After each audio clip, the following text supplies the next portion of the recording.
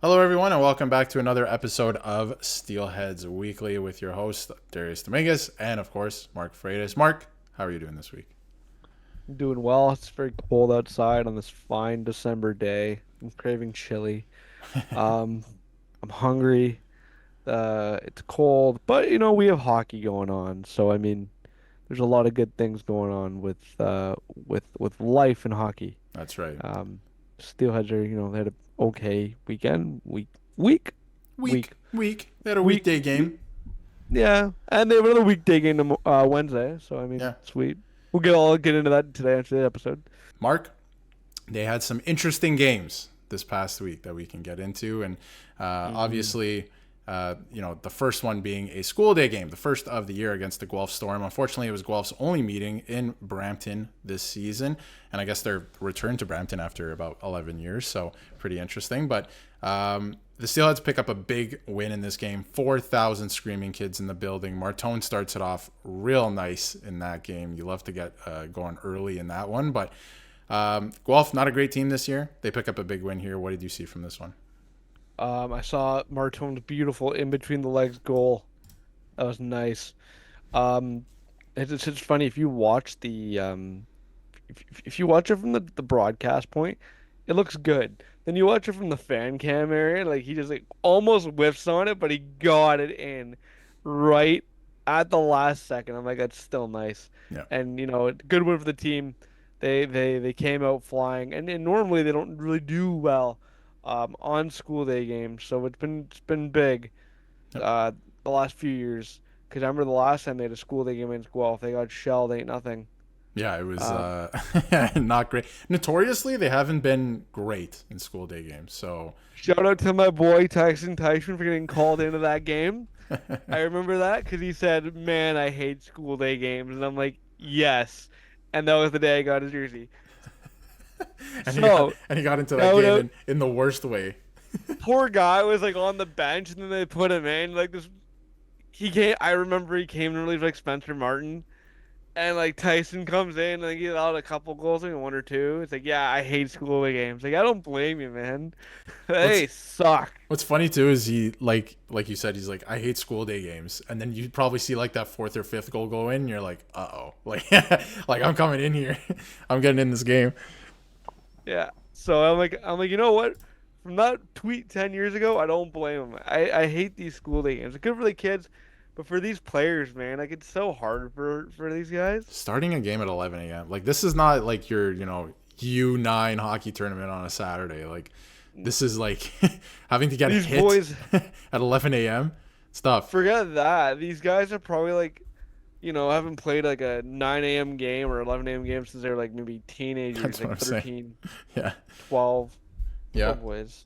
But they started off right. They started it off right. They went up 4-0 in the first period. I thought it was going to be a bit of a rout. It wasn't. It only finished 7-4. They let Guelph kind of come back there at the end, but I think they let up the off the gas pedal. So Yeah. that is what it is. But your big guns come to play in this one. You like to see that as well. You have Adam Zidlicki, who's having Mark. This guy, we got to talk about this guy this episode. He is having a Dude, season.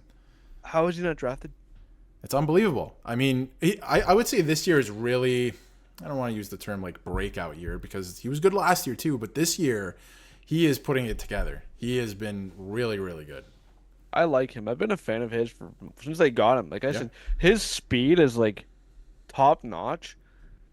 His hands are good too. I mean, sometimes like his body is quicker than his hand, or yeah, his legs are quicker than his hands. That's Yeah, the fair boots term. move faster than the hands. Yeah.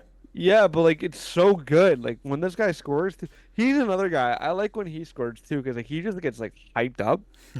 But no, he honest to God, like he's having a breakout year again. Again, I should breakout year this year.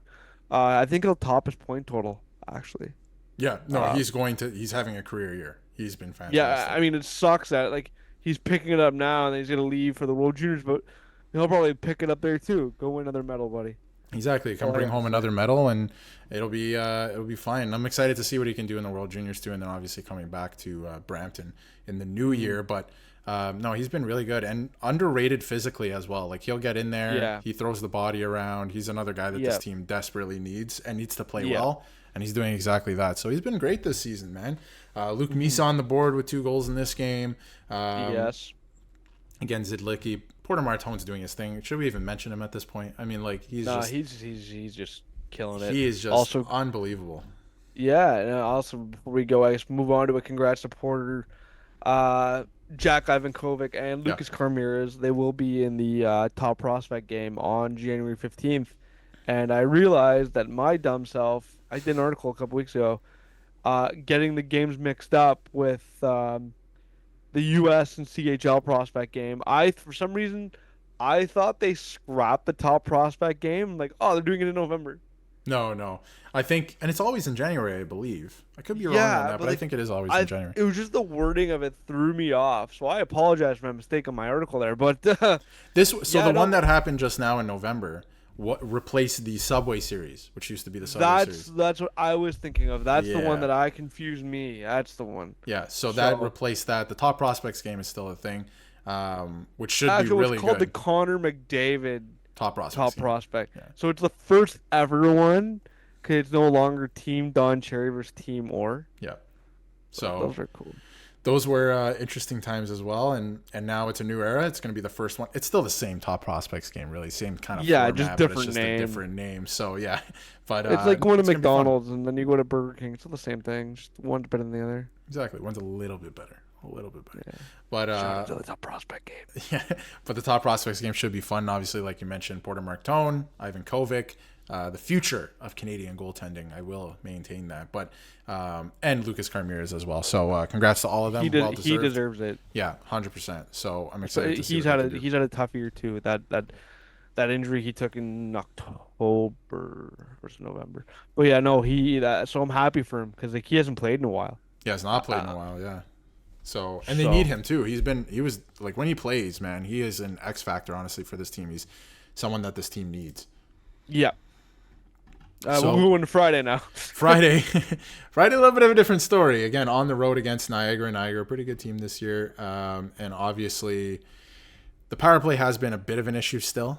Like you'd like to see it, connect at a little bit of a higher clip. But again, Carson Rakoff in this one, Parker von Richter, excuse me, gets his first goal of the season in December. Clever.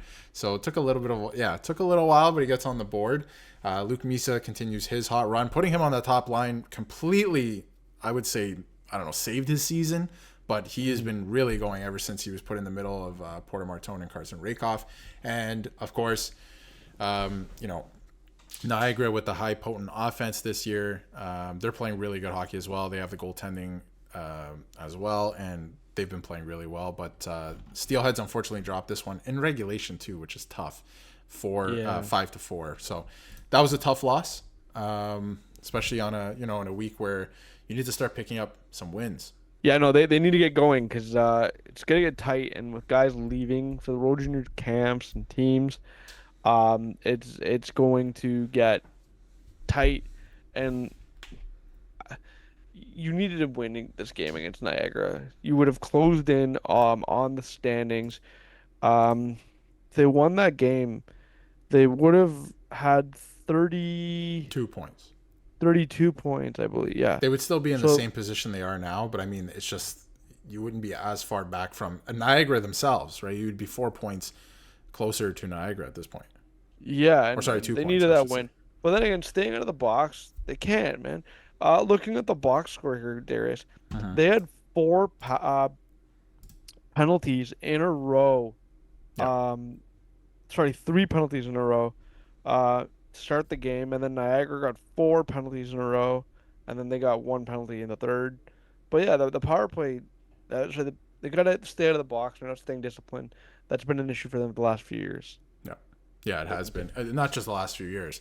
As far as I can remember, this has been an issue for this team. So that's something they definitely have to clean up. And again, against teams like this, you can't give them an opportunity. Again, Niagara only scored on one of the three power plays here. Yep. But you're really like it's not about if Niagara scores or any team scores while you're on the penalty kill. It's the fact that you're always on the penalty kill in these moments where you can take over a game. So it's been an issue for a long time, for years at this point, and they continue to do it. And hey, sometimes that's junior hockey, but there are some junior teams that play with a little bit more discipline. So, and that's been noticeable. But that is something that they absolutely need to clean up, like you mentioned as well. And then we move to Sunday, and also I should mention the new acquisition from the Peterborough Petes, Chase Lefebvre. I believe it's Lefebvre. Yep.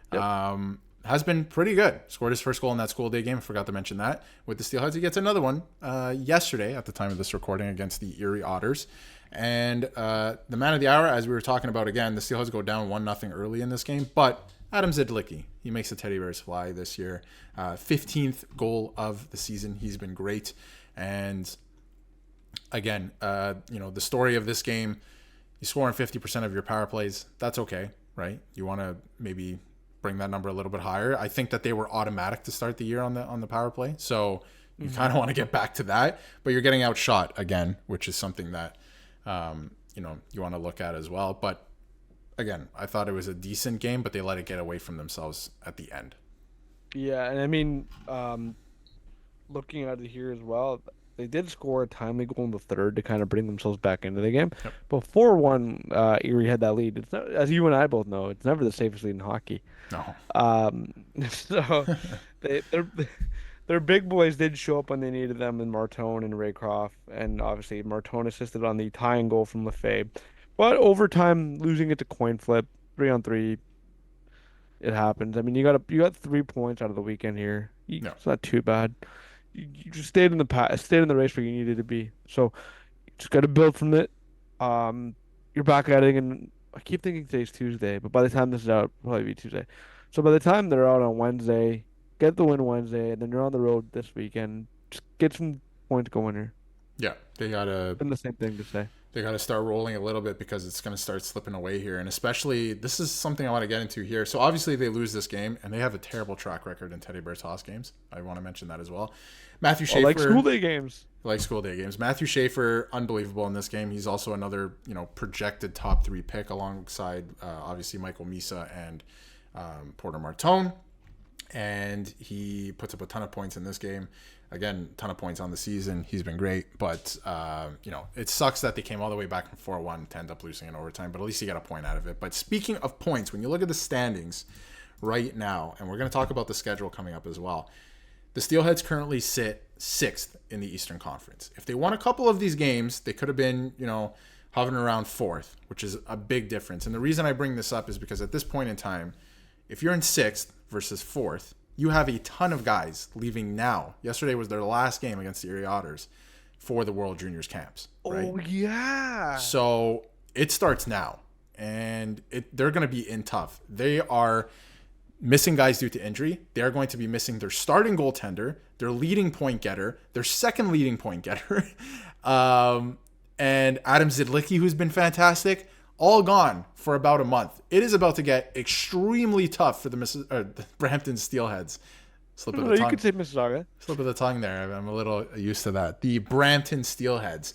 And again, if they were in 4th, you'd be looking all right? Like you'd be looking at, okay, we're 4 points back at first in the Eastern Conference, and we're losing a ton of guys. But now you're sitting at 6th, and you have potential to slip out of the playoffs while these guys are gone. Like a real chance here to slip out of the playoffs, especially with some of the opponents coming up. So I'm a little bit worrisome about that. When you look at this is something else I wanted to look at as well and bring up. The power play right now, operating at 18%, not nearly good enough. Everybody else in the Eastern Conference, except for the Peterborough Petes, who have won 5 games the entire season, have a much better power play percentage than that. Significantly better. PK as well. The last place Peterborough Petes. The last place Peterborough Petes. Their penalty kill this year, 72%. That can also be higher. That can also be like in the 80s. So their special teams have been real tough. I think things are about to get that much tougher for this team because, again, that was the last game with a lot of the guys in the lineup. So I do wonder how this looks for the next month. They're going to be in tough. They're going to have to pull out some gutsy efforts here. And the schedule, Mark, I don't know how you feel about that. First of all, I'll get into the schedule after. How do you feel about they're losing a lot of guys here? Buddy, I'm looking at the schedule right now. I'll name it off for you. Yep. Also, calling a now potential 9 game heater involved starting Wednesday. Um, because that's when all these guys are going to be gone. So anyway, the 9 game heater starts on Wednesday. Book it here for our listeners or watchers. I know some of your parents are watching here. Tell the kids in the Steelheads 9 game heater incoming. So they got. I mean, if they'll be lucky too. Like hopefully, like they'll get some guys back from injury. Hopefully Stevie and hopefully Lucas Carmira. So hopefully they'll be back. But we'll see, right? Yep. So anyways, they got Brantford on Wednesday. Yay, Brantford again. Woo. Just below them in the standings. Should mention that as Yep. well. That's a big game. Okay. There's one. Sudbury. Two. Mind you, this one's on the road. They have trouble in Sudbury. They do have trouble with Um, Sudbury. Oshawa. Shout out to Ben Danford. Um, Oshawa, by the way, second place in the Eastern Conference. And they're good too. Do you see that hit that guy late on Cowan? Yes. Yes. And we'll get into Oshawa later on in the show too because they made a move. Brantford again, Niagara, Ottawa, Sudbury, and then Kingston, and then Flint. So they'll probably have everybody back for the January 8th game against the Ottawa 67s, which, by the way, the tournament takes place in Ottawa.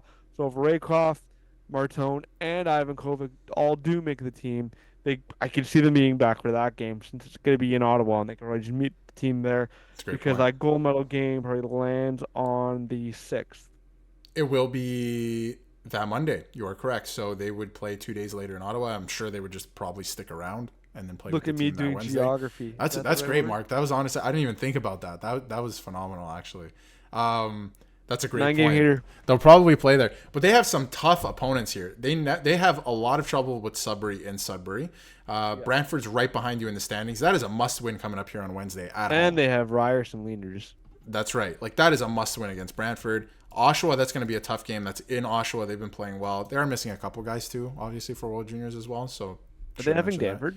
Did he make it? I'm not sure if Danford made it, but I know Seneca was called up in replacement. Surprised of- Kevin He didn't make it from the Ice Dogs. There's a lot of really good players that were snubbed, if you will, this World Juniors. Yeah. So Been using that word a lot. yeah. Speaking of Niagara, then they play Niagara coming up, and then Ottawa. Like the only team here where it's like, if you want to call it an easy win or an easy game, which nothing What? really ever is Ottawa. But Ottawa always plays the Steelheads very hard, and we saw it this season a couple of times already. So they have a tough stretch of games here.